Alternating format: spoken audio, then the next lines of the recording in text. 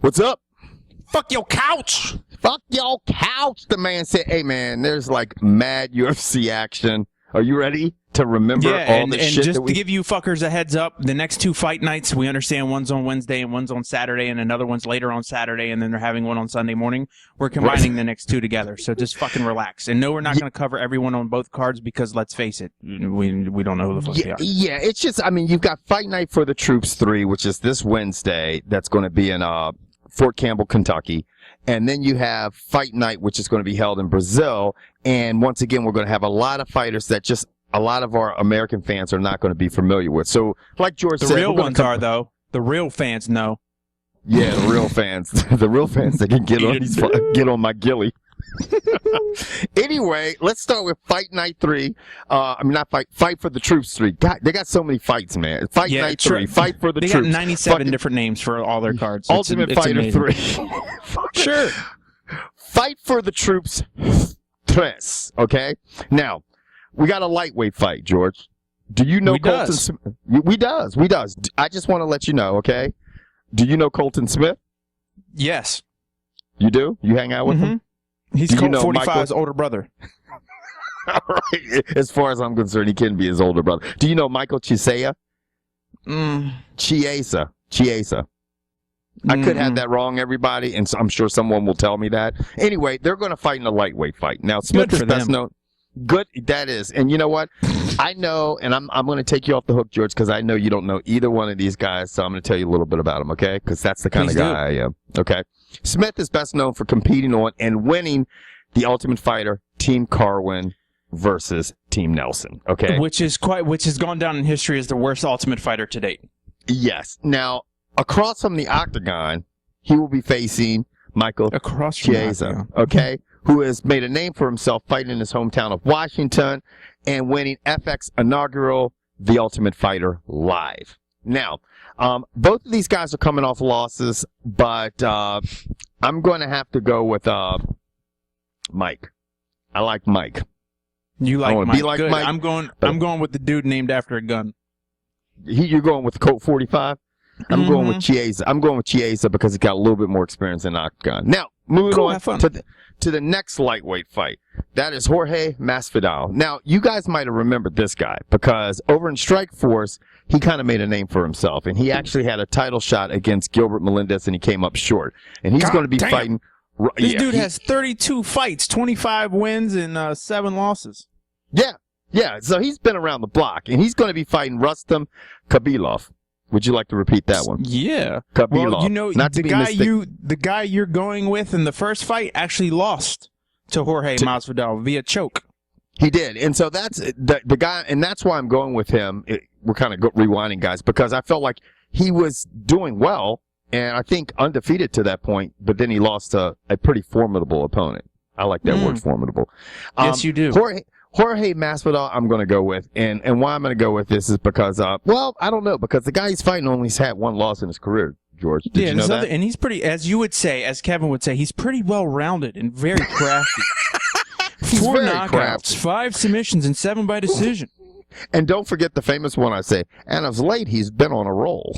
Yes, so I'm going with Rustam Khabilov. You know, I'm going to, God, this is kind of a toss-up. I think I might go with Rustam Khabilov as well, you know, for the upset. I don't know if he's favored in Vegas. I'm sure Vegas doesn't even have odds on this fight, but that's who we're going with. Now, third fight is a middleweight fight between Ronnie Marcus and Yoel Romero, okay? And I'm sure I'm not pronouncing that right either, but that's just because I'm not good at pronunciation. You need to get on your pronunciation game, pimpin'. You notice George is saying that and not pronouncing any of these fucking names. Nah, I can't. Hey, dude, trust me. Hey, I can pronounce. Once we get past these, I'm good. I'm golden. Now, both of these guys are. This guy Marks has won 7 straight. Okay, so he's only too much boxing. Marquez, not Marquez. Is Markes. Marks. Yeah, Marks. I'm taking it. Marks. Okay, and he's won 7 straight. And he's only lost actually one time in his career. And like I say all the time, he's a very well-rounded fighter. Now, the funny thing, George, is this guy Romero he's fighting is a Cuban guy, okay? Who is 5-1. This guy is obviously he's from Cuba. He's like a world-class wrestler. freestyle Yeah, he's wrestler. only got one loss, and he lost to Rafael Cavalcante. Yeah, and his only loss was to somebody who was very good. And the funny thing about it, when you look at his record, George, this guy's a wrestler, a freestyle wrestler, but he's knocked everybody out. And the only loss. Go ahead. The other thing that jumps out at me, dude, is his age. He's 36, and the guy he's fighting is 25. Not that that makes a difference, but 36 seems a little late to get in the MMA game. It definitely does seem a little bit late to get in the MMA game. But hey, fuck, I guess he was in just freestyle wrestling for Cuba for so long, Some of those athletes get started late. How did he get here? Fidel let him come out? Rowboat. Huh? Fidel let him go? No, he swam just like that woman did. Except he didn't have any assistance. See, just and saying. You were waiting for the white guy to be racially insensitive. I'm glad it's a black dude who did it this time. That's what you could expect from us. Now, here come the fights that we would feel are a little bit more of significance. Now, the first one is the women's bantamweight fight between Liz Carmouche and Alexis Davis. And I'm going to go with Liz Carmouche on this because I feel like Carmouche. I think you like your name. I do. I just do. I like the fact the way she fought Ronda Rousey. Right. And she puts people away. And taking nothing away from Alexis Davis, I just don't feel like she has fought some quality opponents and she's lost against some quality opponents. And I think that right now, at this stage in both of their careers, I feel like Liz has got the upper hand because Liz puts people away. And this other girl has a lot of decisions. And I feel like that's not going to happen because I feel like Liz will just pepper the fuck out of her or put her away. So that's what I'm going with. I'm going with Liz. And Liz is going to take care of Biz. I'm going with Miss Davis. Davis.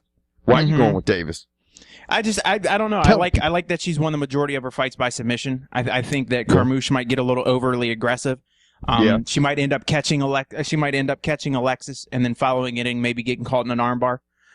Trying to put on, because let's face it, we all know how you make money in the UFC, and to make money in the UFC is by putting on entertaining fights. Entertaining fights equals submissions, knockouts, TKOs. Exactly. And we all know Dana pays. Dana will pay for that. And I just have a feeling Carmouche might get a little overly aggressive and overextend herself. Now, if she can stay within herself, I think she'll be golden, and she should be the favorite. And I would think, technique-wise and experience-wise would go to Liz Carmouche. But I think Alexis might have an opportunity to catch her in a submission. That's a good point you make, And on that note, I'm still going to disagree with you. Now, Kennedy... that's fine. Is definitely coming into this fight as the favorite. He's an ex-military guy. This is on a military base, but he's a grinder, dude. He's not a real fireworks kind of guy. I mean, 5 knockouts, 8 submissions, 3 by decision. That's how his 16 wins round out. He's got 4 losses, 1 by knockout, 3 by decision. So I hope this guy Natal, if he's going to win this, it sounds like he's going to need to grind this thing out. But Rafael Natal and George and I, before the camera came on, we made a quick comparison to. You had, Tim Kennedy's last win was obviously against Roger Gracie, or one of George's favorite athletes of all time. And where is he now? Not in the UFC, thanks. I have no idea where he's at. He's teaching classes. And Rafael Natal, not to be mistaken for Rafael Nadal, the famous tennis player from Spain, who's not an MMA fighter. This guy... You could see some of the same stuff. I mean, obviously he's a little bit more well-rounded than Gracie was, but he's also shorter in stature, and I think that could present a problem for him because I think what gave Kennedy the problems against Gracie at first was just his height. He was so fucking tall. He's 6'4", Gracie was, and I think Kennedy will be able to get in the inside, and I think, like you said, he'll just beat you down if you're not prepared for it. And if this guy's not prepared for it, I see Kennedy getting a win. Now, well, and this guy's only got about 2 inches on Kennedy because Kennedy's 5'11", this guy's 6 foot, or I guess an inch. So it'll be they're equal height. They're going to come in. I don't know. I just think Kennedy's going to be real pumped up to perform in front of his boys, being the troops. Right.